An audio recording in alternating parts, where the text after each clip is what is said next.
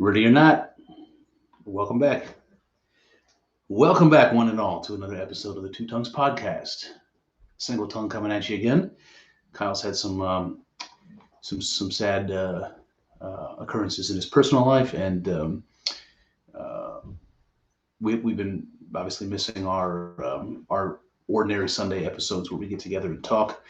So I'm just filling the space with some more of my favorite topic, opinion scholarship. We're going to do a little bit of opinion scholarship today. What are we going to do it on? Well, I've been talking a lot about mysticism, and if you follow the show, you know this.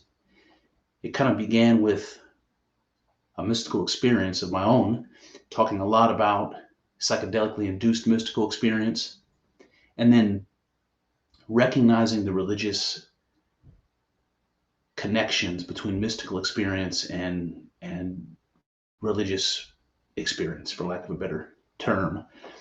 And there's all kinds of ways that this manifested itself. We did many episodes on Hinduism, for instance, because Vedanta Hinduism is so closely aligned to what people say who have psychedelic experiences, mystical experiences in particular. So we did a lot of that. Then we talked a little bit about Buddhism. We talked a little bit about Christianity. We did a lot of sort of this psychedelic spirituality coming from such people as Aldous Huxley and Timothy Leary and Alan Watts most recently. And so I've been very interested in the role that mystical experience plays in the development of religion. I firmly believe that mystical experience, and this doesn't have to be psychedelically induced, although I think there was very common usage of mind-altering drugs in our ancient past that's deeply connected to our religious traditions in every corner of the world. But I don't think that psychedelics are the only means to a mystical experience.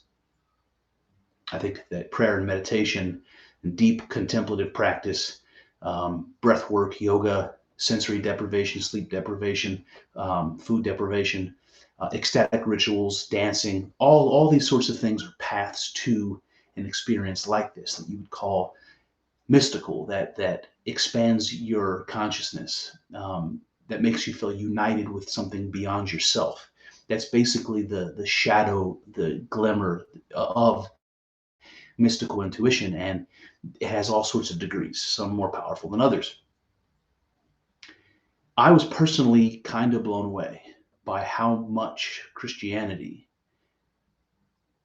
owes to the symbolism and the ideas that come from mystical experience.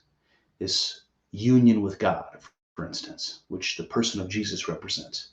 The story of Jesus being baptized and coming out from the water and seeing the dove and hearing the voice of God sounds to me a lot like a psychedelically induced mystical experience as an example, because it's so visual. And you see that same kind of thing in the prophets like Isaiah and those crazy stories that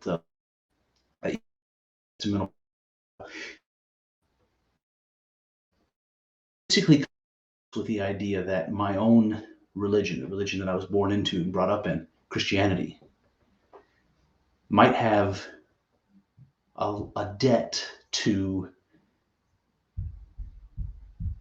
the types of mystical experience that I personally have had and have been studying for years. Like, how much of a debt? Again, I believe mystical experience is at the heart of all religious traditions. I think Christianity is no exception to that.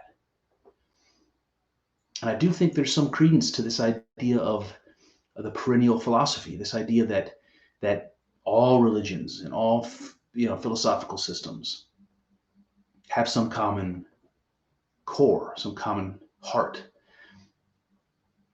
Not that they're all the same, not that they're all equal, but that they all come from the same place. This seeking, this questing, seeking for knowledge, for reality. And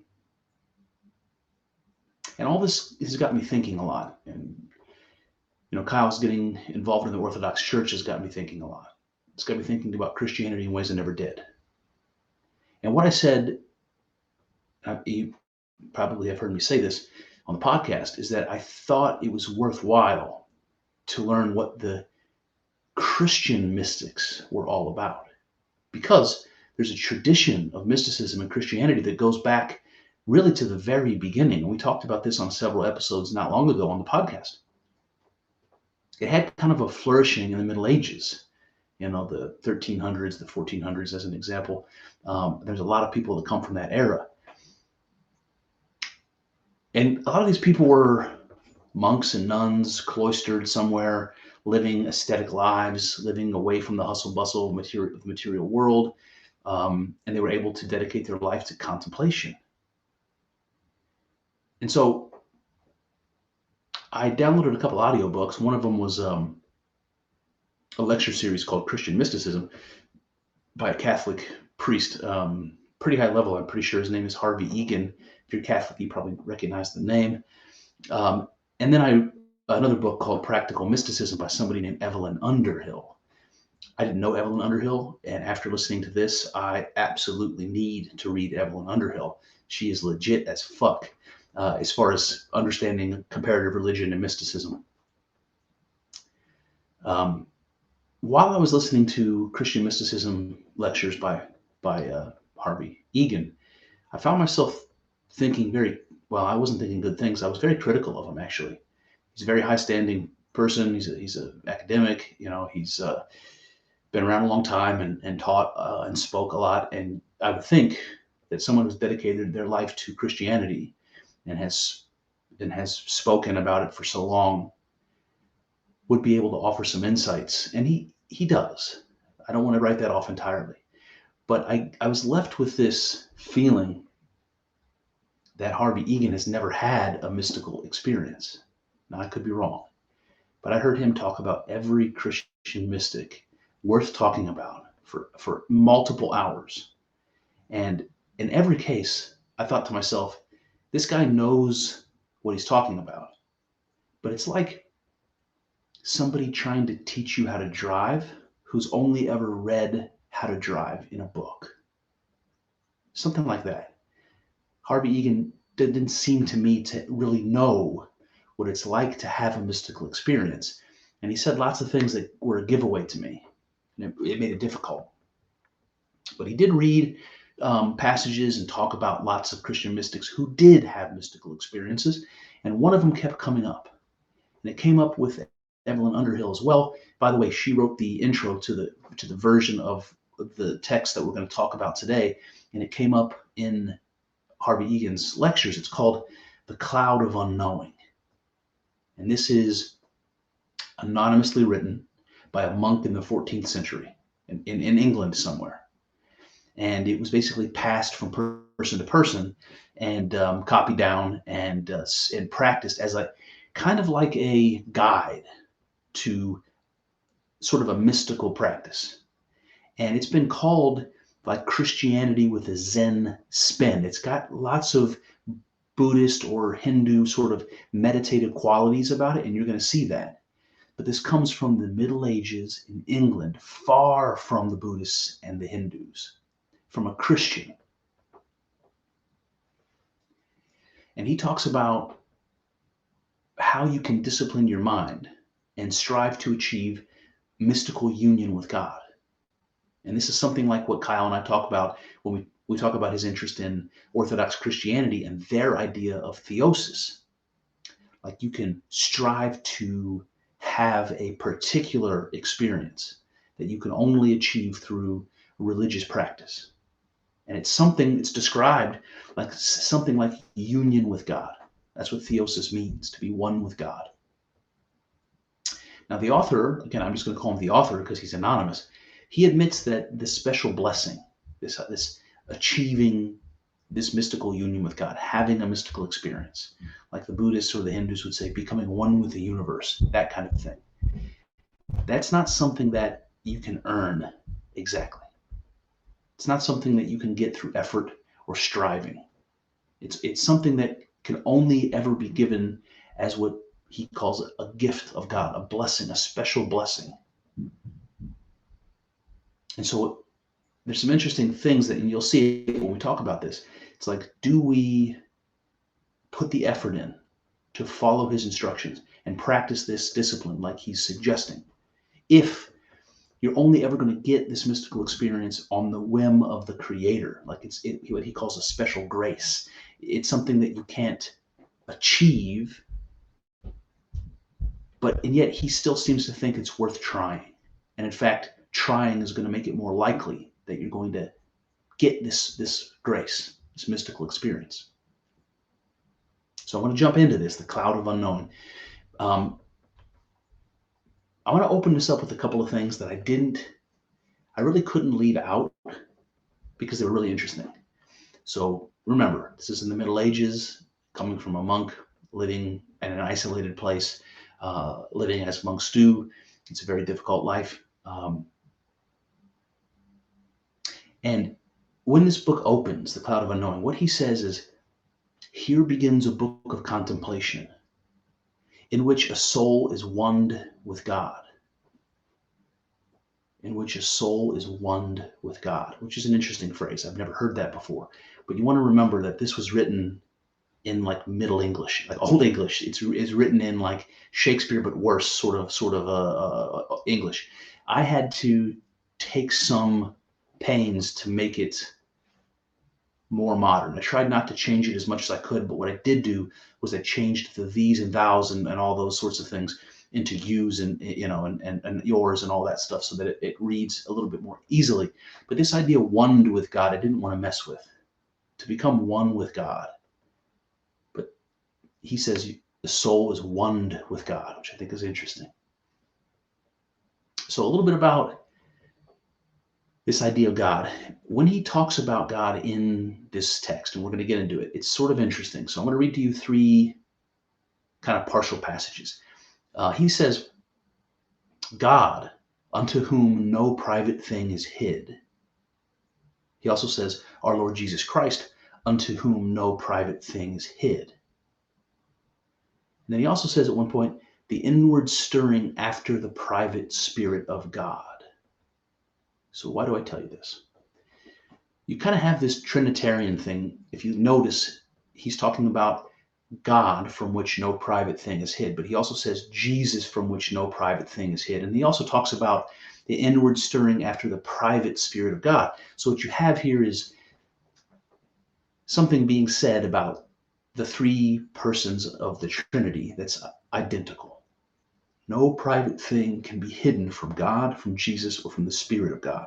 So you have this Father, Son, Holy Ghost dynamic that you see, which you would expect to see from a Catholic monk in the Middle Ages. What I want to focus on is from whom no private thing is hid. So his idea of God is that which you can't hide from, that which knows your soul, your thoughts, the things that you hide from yourself. God knows those things. And so what I want to point out is what that is. It's easy for us, for modern people, to think about this as like just something that religious people say, trying to describe God or trying to describe a concept that's very difficult to describe. But what is it about us that we can't hide from ourselves? It seems to me that the thing in me that knows all of the things that I try even to keep from myself, the things that I keep from others, the thing in me which knows that is my soul, my spirit, my consciousness, right? Even if I repress it and make something unconscious, there's a part of me that knows still that no private thing is hid from that part of me. My consciousness, my unconscious, something like that, my Jungian self. And so the author here talks about God in a way that sounds to me like the mind, consciousness, sentience, whatever it is in us that is aware. So you have this idealism, this panpsychism, this animism, this idea that's very distinctly unchristian, if you ask me. But it's part of this Christian mystic perspective. So I want to point that out right away. And when he says, from whom no private thing is hid, this phrase comes to my mind, which we saw in Aldous Huxley's work, The Doors of Perception, where he talked about human consciousness being island universes. It's like it's private, it belongs only to us. Our consciousness belongs only to us. Our secret desires, our impulses, our thoughts, our fantasies, all of that stuff is uniquely private to us. Unless I share it with somebody, it belongs only to me. Consciousness is like what Huxley called island universes. That's what we are, each of us.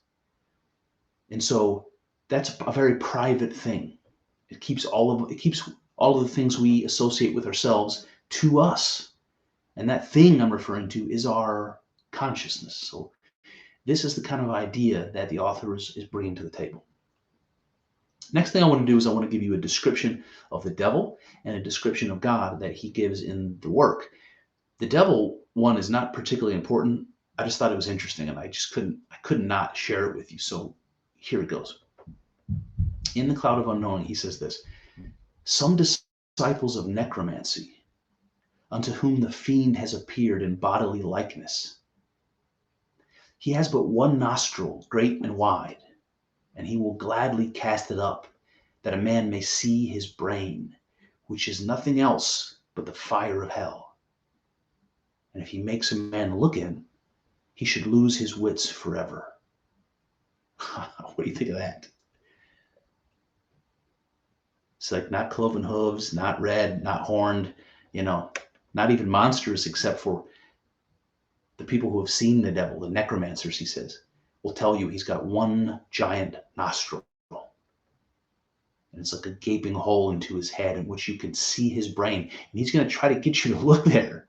And when you do, you lose your wits forever. It makes you go mad. So there's a couple things that are interesting about this. I mean, the devil is, in the Christian tradition, associated with the sin of pride in particular. And pride is associated with consciousness quite a bit, right? The brain, the image of the brain, reminds you of the intellect, the seat of your intellect. And pride is something that the author here is going to say a lot about its destructive power.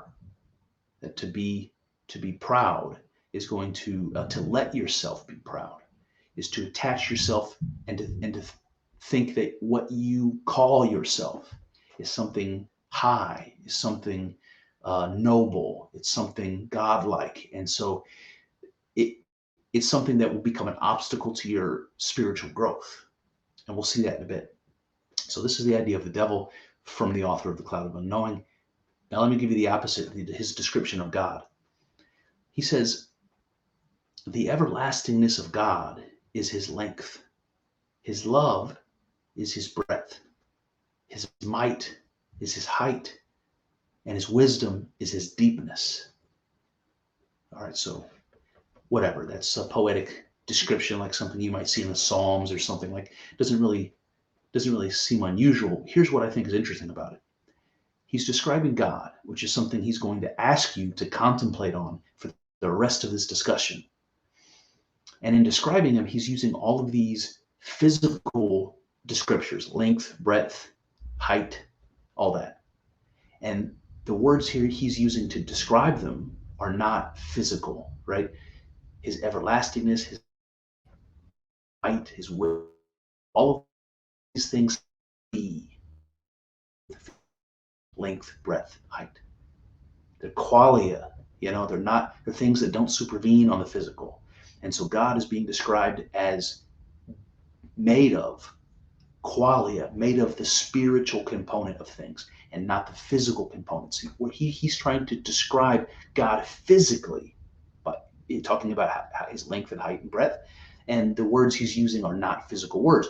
And that's important, and you're going to see that soon, because like most monks in the Middle Ages, the author here is going to talk about how we need to pull away from the physical world to the degree that we can, because for every inch we retract into our spirit, or we retract away from, let's say, the physical, we're basically pulling into the spirit. We're becoming more spiritual by becoming less physical, because God, of course, is spirit. And so, without kind of belaboring it, let me just jump in here. I want to call this first bit The path of unknowing. It goes like this. If you ask who should do this work, I answer all who have forsaken the world and those that give themselves to the contemplative life. Whoever will do this work, let him first cleanse his conscience. Okay, so what does he mean by do this work? Well, he's talking about whoever would follow the path that he's going to outline in this book, The Cloud of Unknowing. That's why I call this the path of unknowing. So there's a certain type of person that's going to be more apt or more able to do what he's prescribing. And those are the folks who have forsaken the world, right, the material world, and who have given themselves to a life of contemplation, right? That's the spiritual side of us. So somebody who moves away from the physical to the degree they can and into the spiritual, those are the people that are going to have success. And he says before they begin, they should first cleanse their conscience. From a Catholic perspective, this is like going to the priest and admitting your sins and getting forgiveness and all that. But psychologically, this is unburdening yourself. And you're going to see why that's important. He says, lift up your heart to God himself and none of his attributes. Forget all the creatures that ever God made and the works of them, so that your thought is not directed to any of them. So he's asking you to do some sort of contemplative meditation. And the subject of this is God himself, not his attributes, right? We can say all kinds of things about God and describe God in many ways.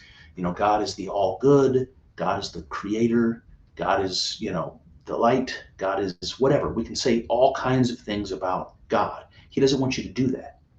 That's a path of error. He wants you to think about God himself, God in itself, God wholly, completely, and not any way to describe it, but what God really is in itself. He asks that you forget all creatures. You forget everything God has made. It's not just God's attributes that you should not think about. You don't even think about what God has created. And isn't that what God is all about, by the way? God is the creator. That's the most important thing about God. But you're not supposed to think about what he's created. Just think about God in itself. That which is capable of having those attributes. That which is capable of creating. Think about that, whatever that is. So that your mind is thinking about only God and nothing else. Not even the things related to God. Only God. He says, when you do so, you find a darkness, a cloud of unknowing. You know not what it is, except that you feel a naked intent unto God. This darkness, this cloud, is between you and God. Bide in this darkness as long as you can, crying after him. Okay, so he's saying that you've entered into this deep meditation, you've managed to clear thoughts of everything except for God in itself. And what you find there is what he calls the cloud of unknowing. It is a darkness. It's not filled with images or objects or thoughts of any kind. Remember, because you've quelled all of those. You've gotten rid of all of those.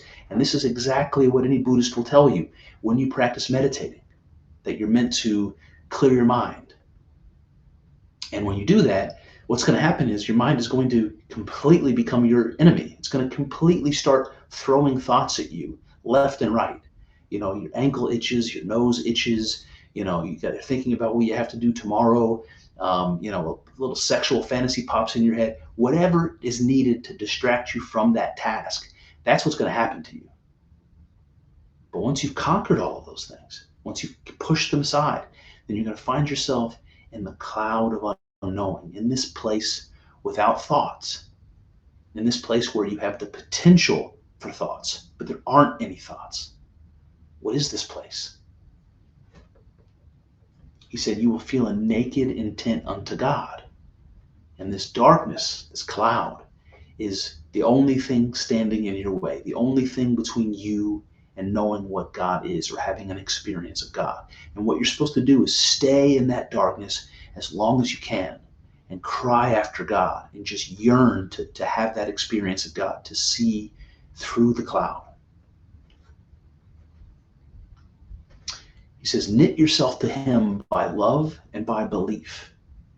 And by virtue of that knot, you will be a common perceiver with him and with everything else also knitted to him. So this passage is particularly mystical. He said, if you succeeded knitting yourself to God by love and belief, you will become a common perceiver with God. What does that mean? This is like something I've said a million times on this podcast. When I had my own mystical experience, one of the things that occurred to me, one of the things I said, was another set of eyes for that which sees. This little piece of a sentence that stuck with me. And the idea is that everything that observes, whether that's me or you or an animal or an insect or whatever it is, everything that has experience, everything that observes, has the same observer, right? The spirit within us is the same, and that thing is God. This is the mystical intuition. God is the thing looking out through my eyes and your eyes and everybody else's who's ever been, and everything else. And this is what the author is saying, that if you pierce the cloud of unknowing, you will become a common perceiver with God. You will be God looking out through your eyes. But not just that, right? He says you will be a common perceiver with God and with everything else also knitted to God, right? You're going to knit yourself to God. You're going to attach yourself to God. And when you do, you're going to be one with God, but also everything else that God is one with. You'll become one with the universe, as the Hindus and the Buddhists will say, and as the hippies will say. He says, labor not in wits or in imagination, for truly union with God may not come through them. So it's not a matter of understanding. It's not a matter even of imagination, that those aren't going to help you. The things that help you in the world, like your understanding and your imagination, aren't going to do the trick here. He says, if you come to this cloud and dwell and work there, you think that you are far from God because this cloud is between you. But surely you are further from him when no cloud is between you. This, to me, sounds a lot like something Jesus would say in the Gospels. And you don't really know at this point what it means. But we'll get there. He's saying that you're in this dark place, meditating, trying to seek God, trying to have an experience of God. And all you have is this cloud of unknowing, this darkness that seems to be impenetrable. You know God is somehow on the other side of it, but all you're getting is nothing. All you're getting is static. All you're getting is nothing. And he says, when you're there with that nothing, you are closer to God than you are in any other circumstances. Why might that be? Let's carry on. He says, I tell you, everything you think stands between you and God. It profits you nothing to think of the kindness of God, nor on Our Lady, the saints, or angels in heaven. It is far better to think upon the naked being of God and to love him for himself. So when you're in that dark place with no thoughts, and it's just you and the cloud of unknowing, why does that make you closer to God? He says, because I tell you, everything you think stands between you and God. So if you're in a place with no thoughts, you're closer to God. Everything you think is an obstacle between you and God. And he says, it profits you nothing to meditate on attributes of God like his kindness. It does nothing for you to meditate on Our Lady, the Virgin Mary, saints or the angels, heaven, any of those other spiritual accoutrements.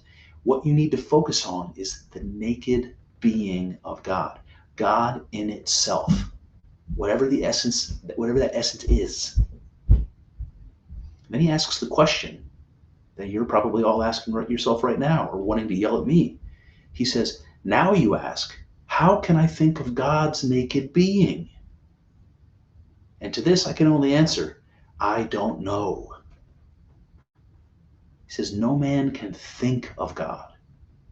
And therefore, I leave all things that I can think and choose to love that thing I cannot think. Through love, God can be experienced, but never by thought. You should try to pierce that darkness and smite that thick cloud of unknowing with a sharp dart of longing love.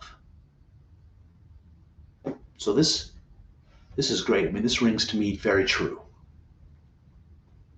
I did a lot of thinking after God, trying to understand what that word means. Until I had a mystical experience, I had no fucking idea what it meant. Even if the thoughts that I had at that time are illuminated by the experience, and only by the experience, if I'm being honest. And so when he says that God cannot be thought, but only experienced, I totally understand that. I think that is a foundational truth of mystical intuition. That which cannot be thought can be experienced. And I know that's strange and paradoxical, but if you have a mystical experience, you'll understand that. There are things beyond understanding. There are things that you can know and be unable to explain because they're beyond concepts. It doesn't mean you didn't experience it. You might very well have, but try putting it into words. Can't be done. God is something infinite, right? There's no boundary. There's no beginning or end, right? The Alpha and Omega. There's no beginning or end to the idea, to the concept of God. So how do you put your arms around it? How do you box it in? How do you make a concise definition? If it just goes on and on and on, you can't. This is how God is unknowable, unthinkable. Because for a concept to be known, it has to have a beginning and an end. It has to be confined to some distinct meaning. You can't do that with God. God's meaning is infinite, and that's how it's unknowable.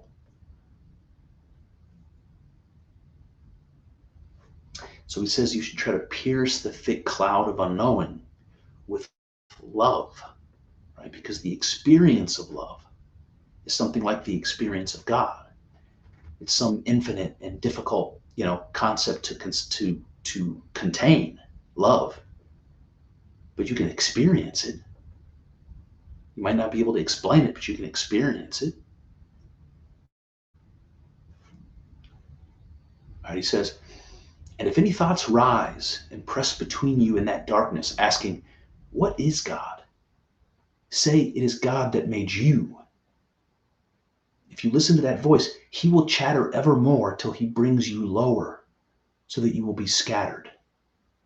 So remember, if you ever try to meditate, you know this. It's not just thoughts or images that pop in your head. It's that little voice. It's that little inner voice that we have that asks us questions, that tempts us. It's that little Satan on our shoulder, that little inner voice.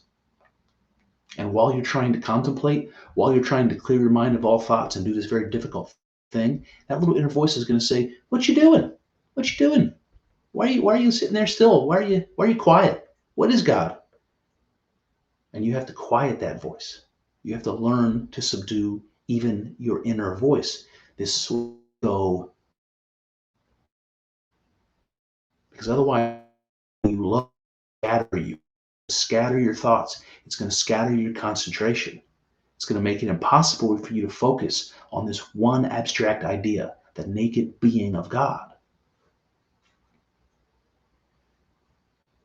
He said, if the thoughts of your past press in between you and God, or any stirring of sin, step above them with a fervent striving of love. Try to cover them with a thick cloud of forgetting. As often as they rise, put them down. Try to look over their shoulders, seeking God enclosed in a cloud of unknowing. And this is the advice that you would hear from any Buddhist or Hindu that's teaching you to meditate. They're going to tell you it's perfectly natural for these thoughts to rise in your head, for these questions, for these images to pop up when you're trying to be a blank slate, when you're trying to think of nothing. This is going to happen. It's only human. And every time it happens, push them down. Push those thoughts down. Go back to the darkness. And after a while, you're going to get better at that. And after a while still, they're going to come less often. And you're going to be able to get the better of them. You're going to be able to take control over this sort of meditative consciousness like you never have before. You're exercising those muscles, you're practicing, and eventually you're going to be able to meditate better and better and better.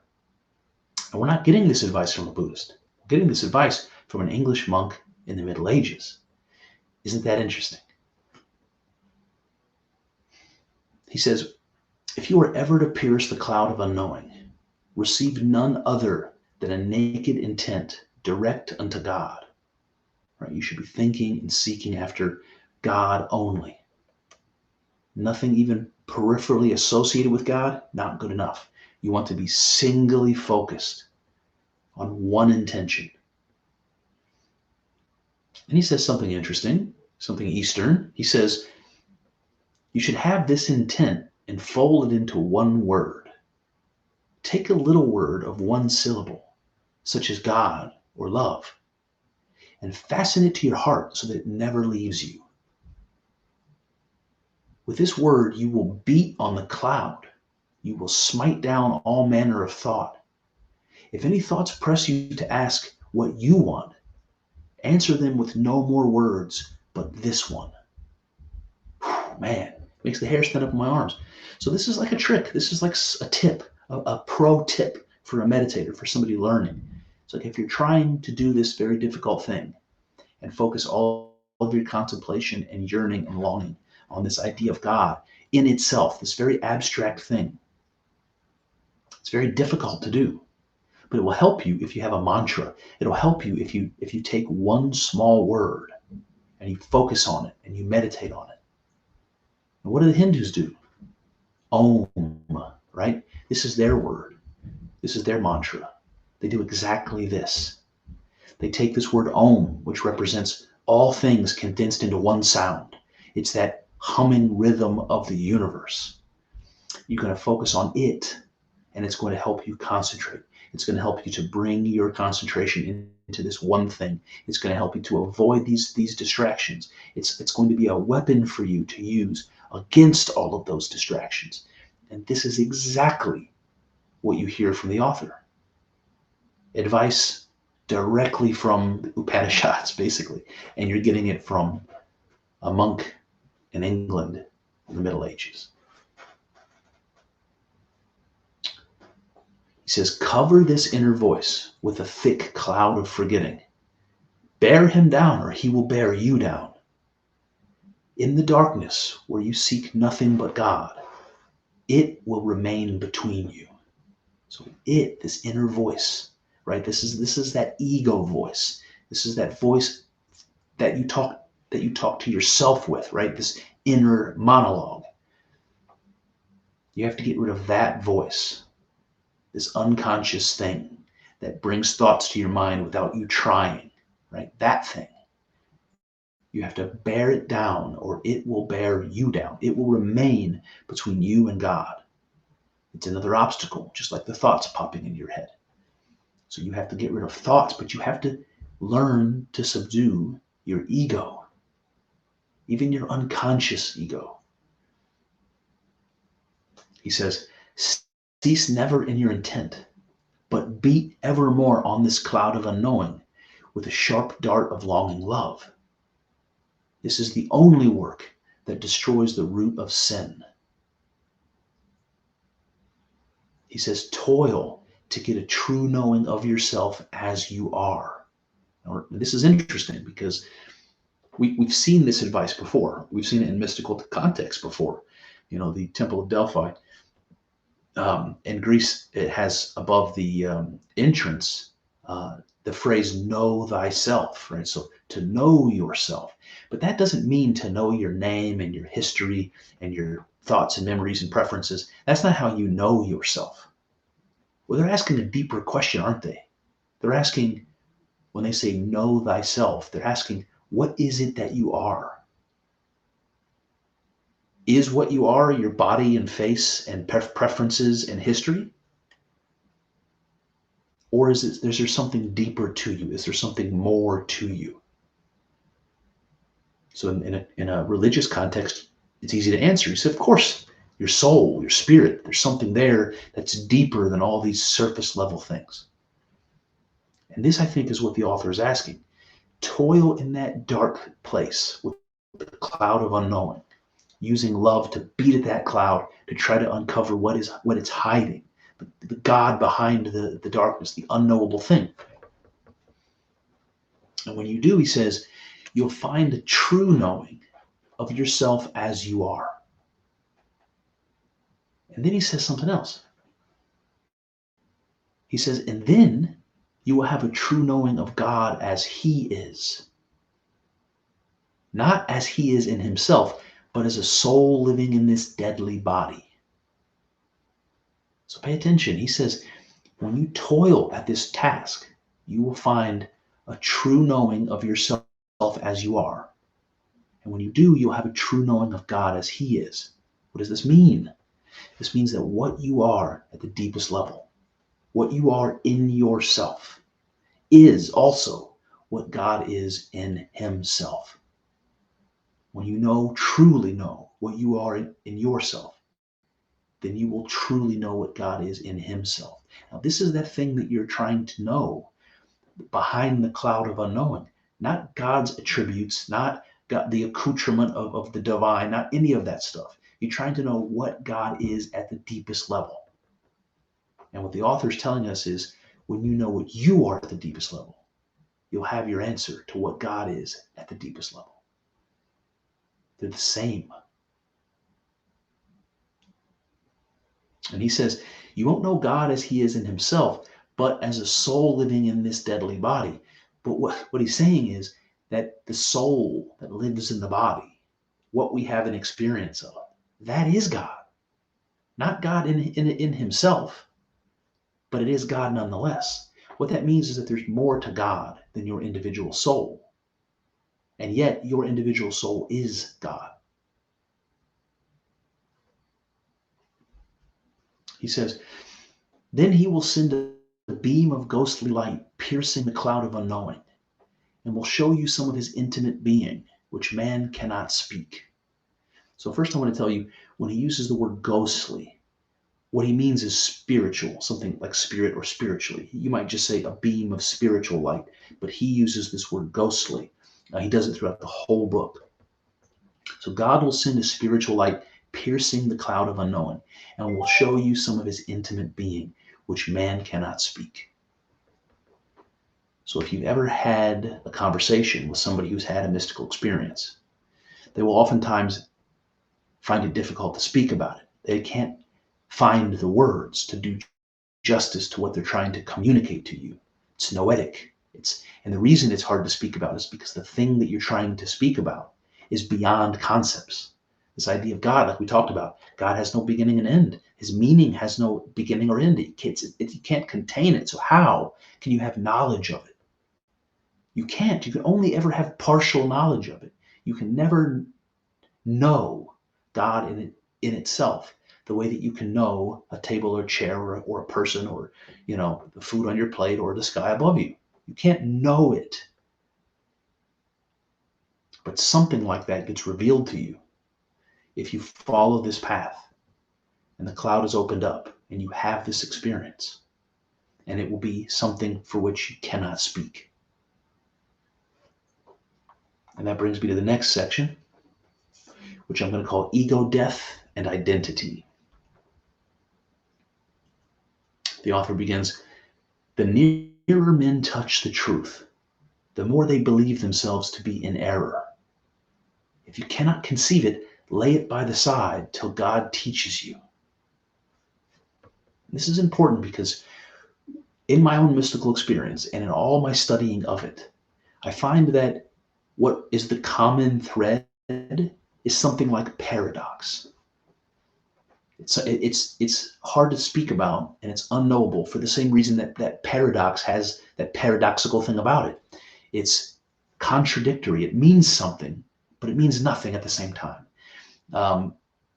So there's something like this that lies at the heart of mystical experience. And when he says, the nearer men touch the truth, the more they believe themselves to be in error, this is what comes to my mind, this idea of experiencing a paradox. Because when you experience one, you think to yourself, that can't be right? You have this paradoxical feeling, and you think to yourself, that feeling means it's wrong. And what I've slowly been able to overcome is exactly this. When I run into that paradox and I think, this can't be right, like when I say something like, I am God, which is something I believe, I can say, you are God, and believe it just the same. Most religious people would say, you're in error, especially Christians. If you say something like that, no, you're wrong.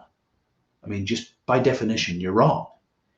And that's that paradox, right? That God can be God and I can be God simultaneously. That makes me want to say, well, now that I've gotten to this point, 1 equals 2, I know that I'm wrong.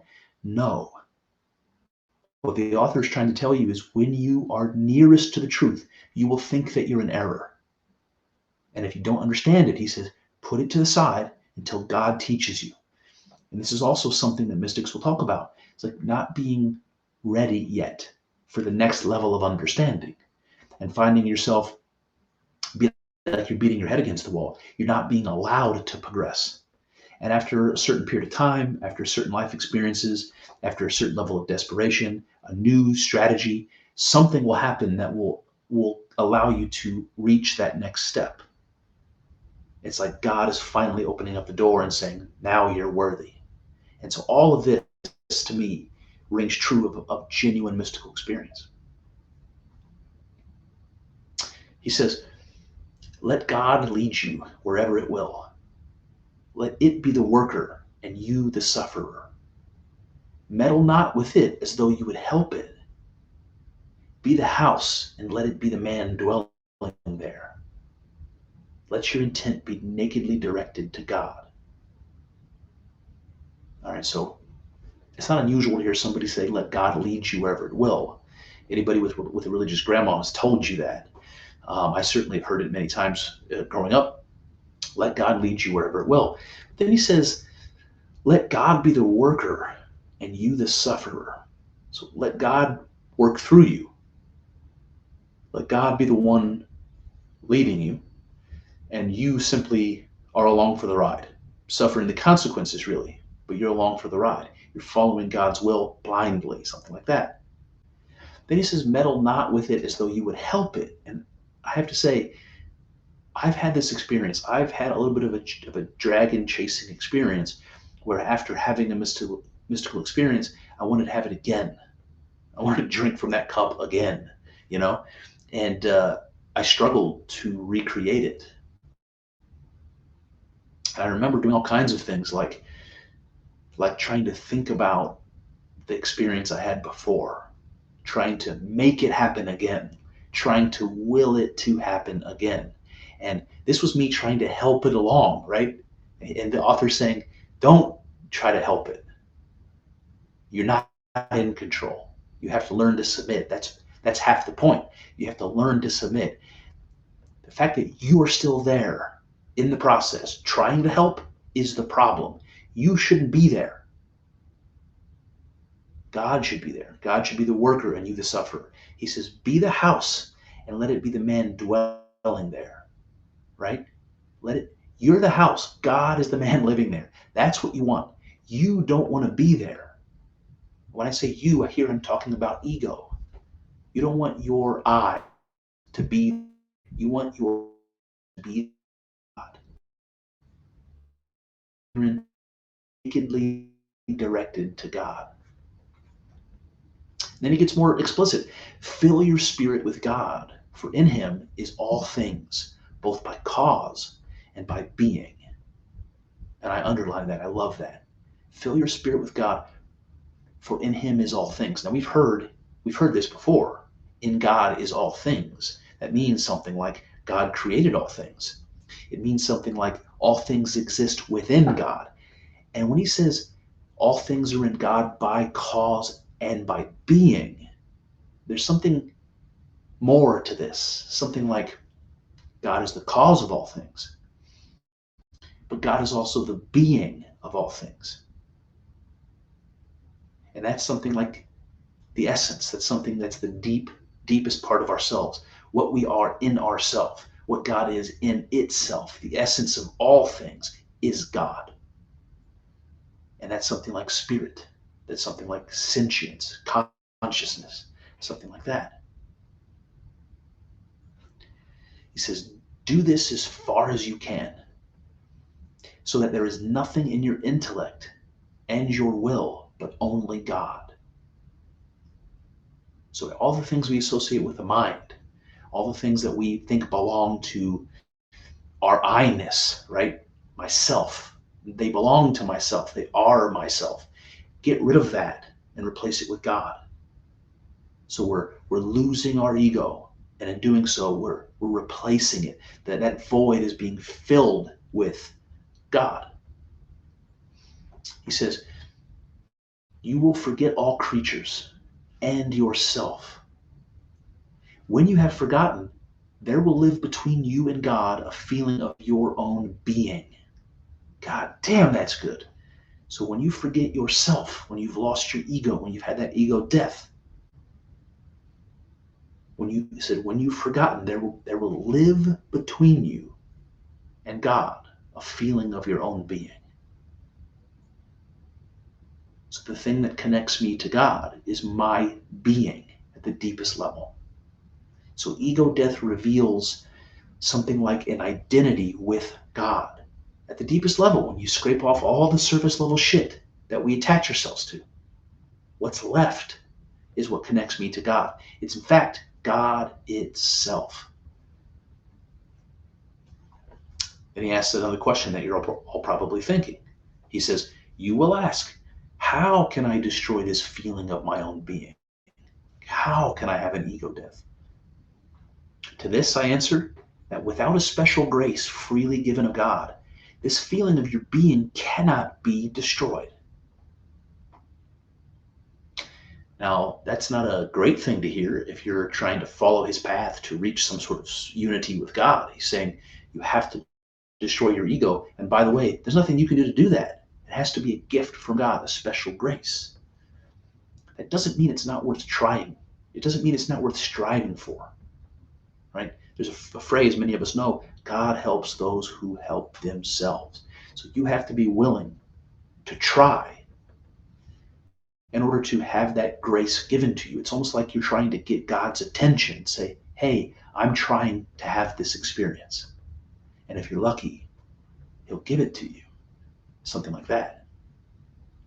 And I'll say, I had a special grace that was necessary for me to have that ego death, that mystical experience that I mentioned. And in my case, that special grace came in the form of psychedelics. Many people will have negative things to say about that, which is why I said what I said at the beginning. I don't think psychedelics are the only way to it. I also don't think psychedelics are some kind of a free pass to a special grace. It happened to have bought that for me.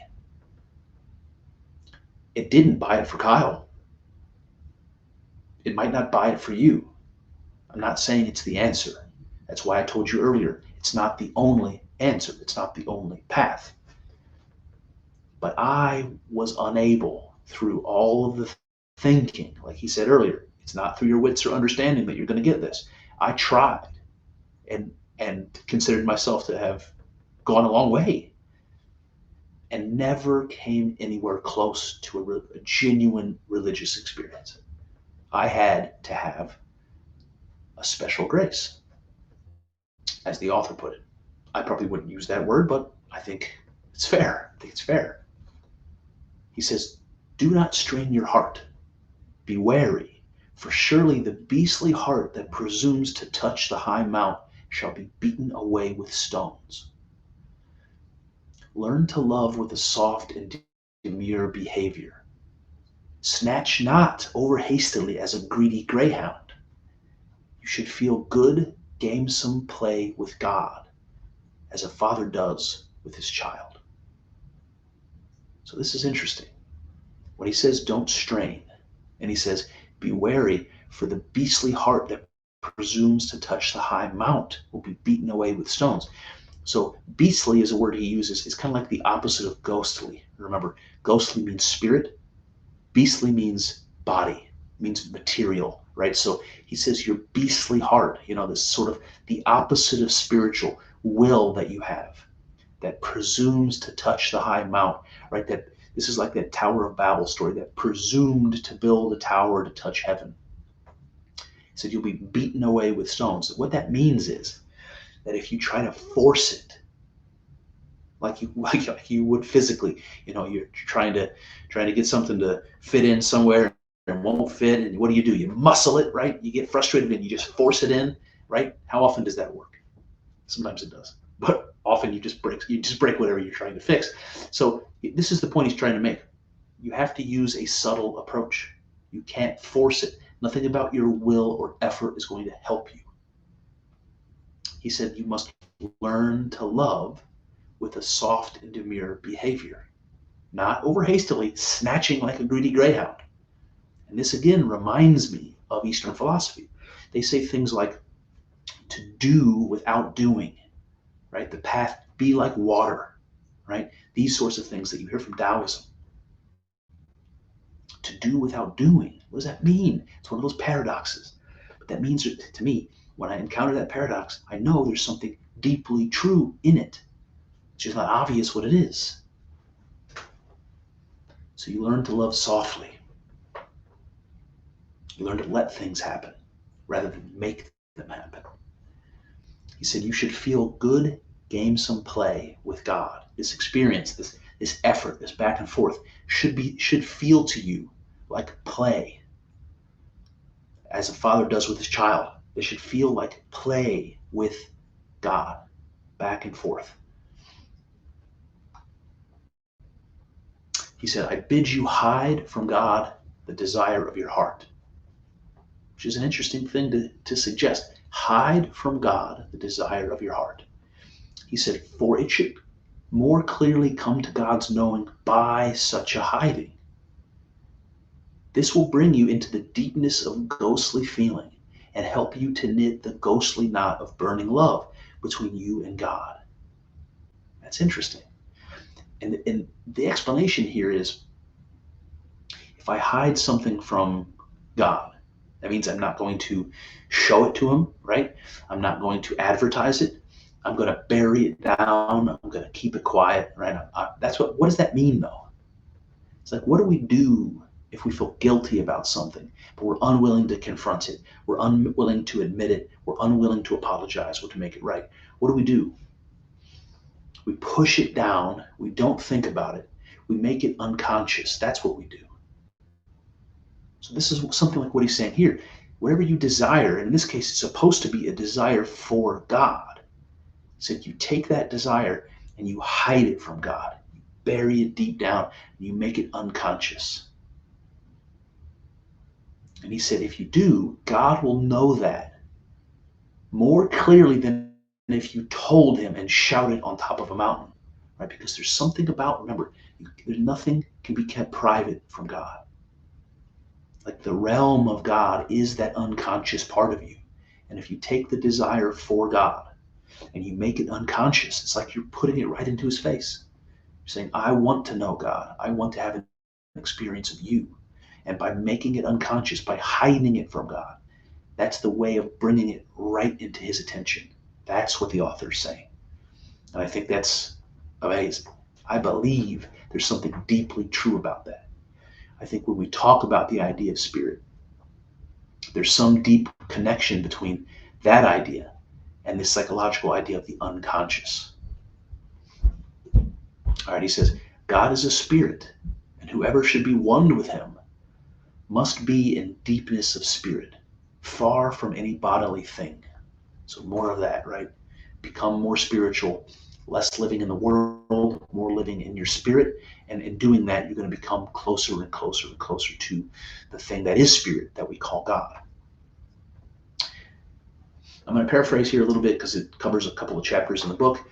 The author says that students of mysticism err because they misunderstand the words that people use to describe this sort of expanded consciousness, this higher realm of existence, the spiritual things, they use words like in and up, as in the phrase, seek God within, or lift your eyes to heaven, right? Up to heaven. He warns us not to direct our bodily senses within.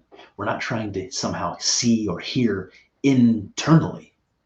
And he also says, don't fixate on the material heavens as some place where God might be sought. So these are both errors that will not lead to enlightenment or at one-ment. To go within and try to see or hear, these are like physical bodily things that are designed to see out there, not within. They require some different type of faculty to experience your own spirit. And this is what he's trying to get us to build. These are the muscles he's trying to get us to exercise. And we're not going to get there using the tools that we use to see the world out there. The world out there, not even the heavens that seem so mysterious above us. The physical material world is not, he says, where we're going to encounter God. It's the spiritual. He says, but I say that the work of our spirit shall not be directed neither upwards nor downwards, as these are a bodily thing. Our work should be ghostly, not bodily. And that brings me to the next section, which I'm going to call all and nothing. All and nothing. Here we go. The author says, when you are occupied with nothing but the self-substance of God, you are one to God in spirit. God and you are not two, but one in spirit. You are made God, one with him in spirit, both here and in the bliss of heaven. So isn't that interesting? So when you've managed to eliminate yourself, your ego, and all of the thoughts, and live in this dark place with the cloud of unknowing, that cloud is pierced, that you have this revelation of God, this experience of God. And in that experience, you become one with God. He says you are made God, one with him. And he does say in spirit, so it's important to understand your spirit and God's spirit are the thing that's one. And there's all this external physical stuff that we know exists. But that's all distraction, really, to the goal. To become one with God requires that we eliminate all of those distractions. He says, do not think that you are within yourself, or without yourself, or above, or behind. And you'll say, shall I be nowhere? And the author responds, that's where I'd have you. Nowhere. For nowhere bodily is everywhere ghostly. He says, work busily nowhere, and do this nothing, and do it for God's love. So I hope in this paragraph you see that paradox that I talked about earlier. You see that paradox everywhere. He said, what you are in yourself, what you really are, isn't within you. And it's not without. It's not above you or behind you.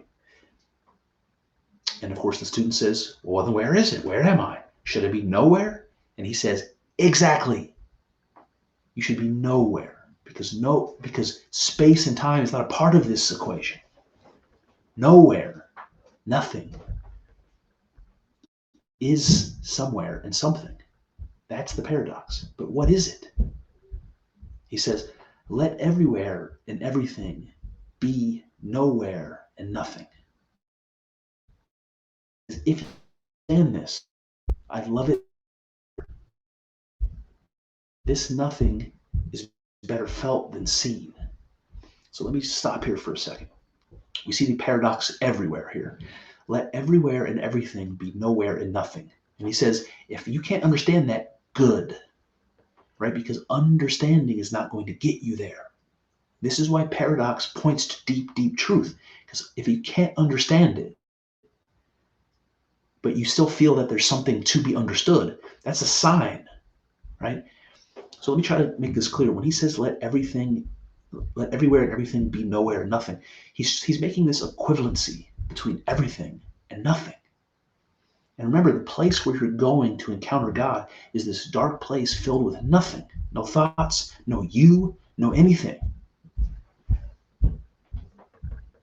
So the analogies that make sense to me, and I've said it to you before, but I'll share it here, it's like this idea of something with all qualities, every characteristic.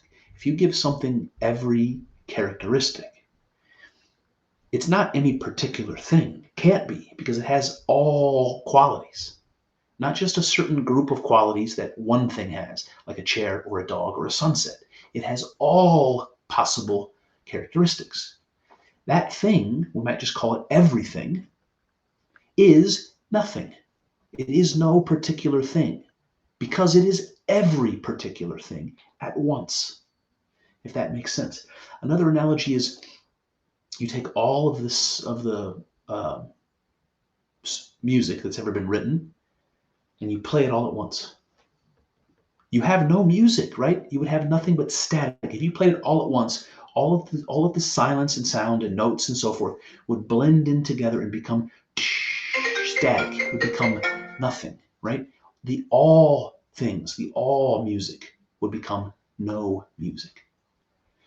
Another good example that helps is light, right? We take all of the colors of light and we put them together.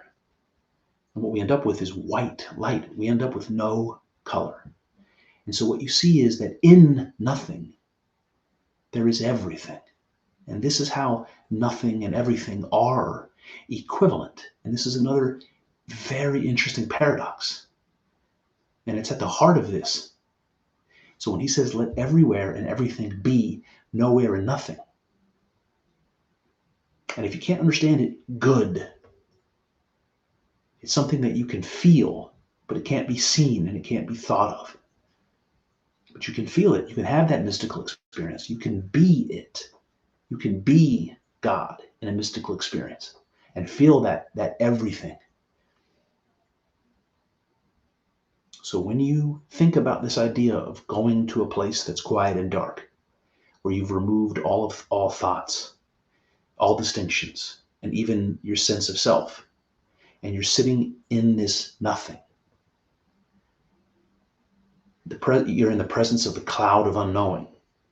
That nothing is the potential that we call God. That nothing is also everything. And this is the secret.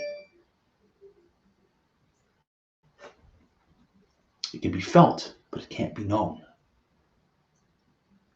He says, by causing our bodily wits to fail, we come to know ghostly things. By causing our ghostly wits to fail, we come to the knowledge of God. Therefore, labor in this nothing and this nowhere, and leave your wits and all that they work. For I tell you truly that this work may not be conceived by them. Never by the work of understanding can we come to know the unmade, ghostly thing which is God. Whew, buddy. He says, when the feeling of grace is withdrawn, pride is the cause. So when you reach this feeling of unity with God and you lose that feeling, he said, pride is the cause. Now, I tell you that because this is associated with Lucifer in the Bible, the fall of man and the fall of Satan. It was the sin of pride, right? Satan was supposed to, according to the story anyway, have challenged the primacy of God. He was the highest of all angels and challenged the primacy of God because he thought of himself so much. The sin is exactly that, thinking too much of your ego, thinking too much of what you are, and forgetting what you really are deep down. He says, sometimes it is withdrawn because of our own carelessness. Sometimes our Lord will delay it by an artful device, for he will, by such a delaying, make it grow. You remember what I said earlier when I said I tried to chase that dragon. I tried to force myself to have that mystical experience again after I had it the first time. And it was like pushing a boulder uphill. The more I tried to have it, the less I did have it. Right? It became weaker and weaker and less effective the more I tried. It's not about trying.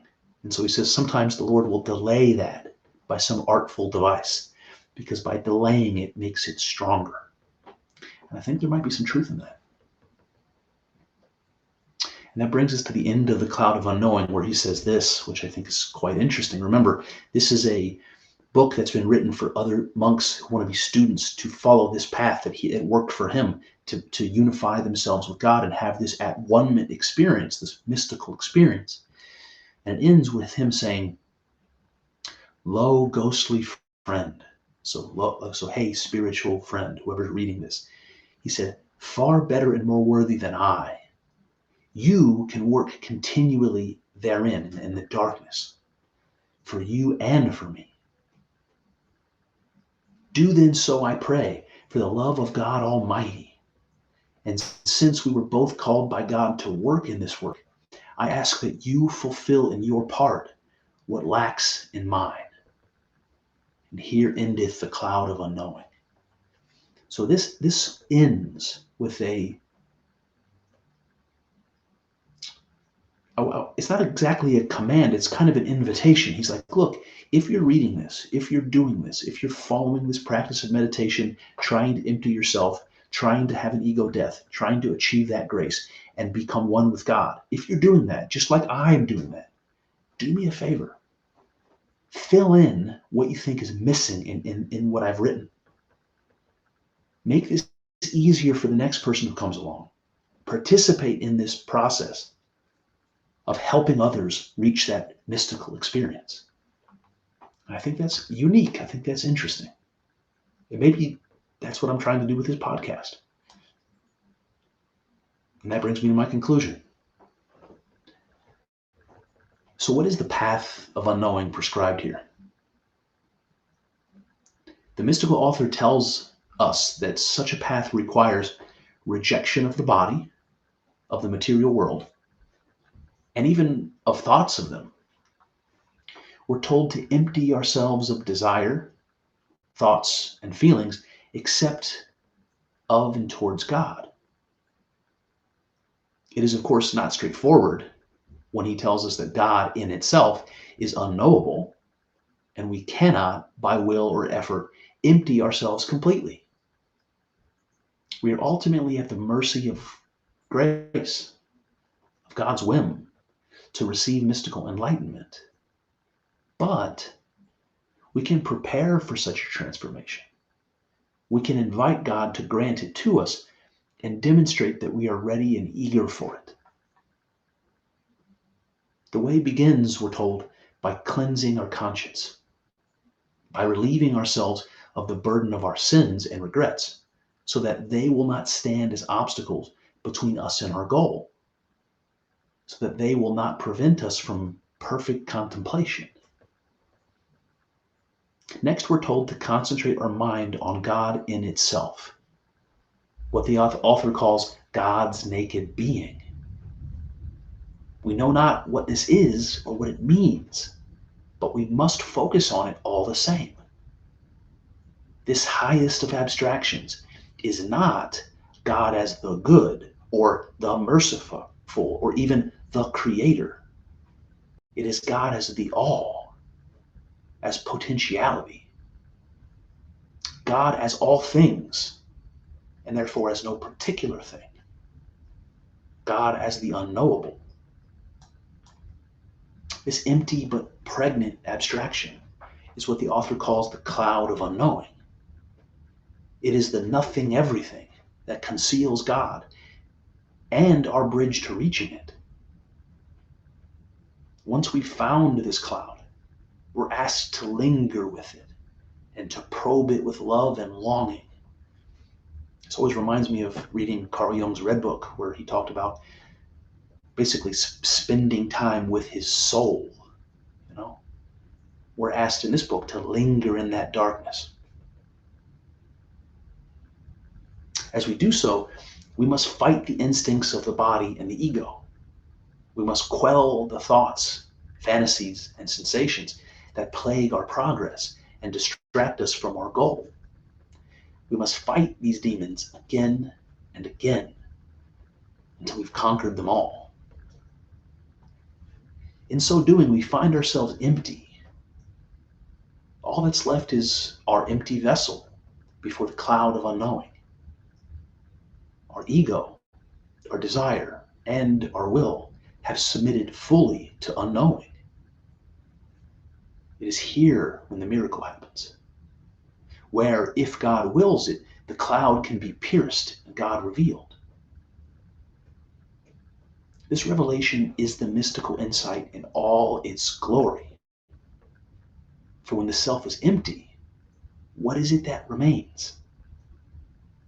The revelation shows us that what remains is, and always was, God itself. The author tells us we are one with God. We understand at once what it means to be a human being, that we are in ourselves at the core. And this core, the spirit, we find to be God in itself. We find ourselves not two spirits, but one. And you might wonder why we're told to use love to pierce the cloud of unknowing. What is it that gives love potency to bridge ourselves to God? The answer is elusive only because it's so obvious. When we love, what are we doing? We are giving ourselves wholly to something other than ourselves. In loving, we sacrifice our being to that which we love, our will, our desire, all that we are. This, of course, requires an object of love to which we offer ourselves. It requires somebody to love. But when we're in the darkness and the cloud of unknowing, when we've emptied ourselves of thought and freed ourselves from attachment to ego, who is there to love? What is there to be loved? The mystical answer is the same to both questions. In loving God, we find something to love, but we also find ourself. We see the sacrifice of self to self, the giving of God to itself. Because, as our mystic author has suggested, we and God are not two spirits, but one.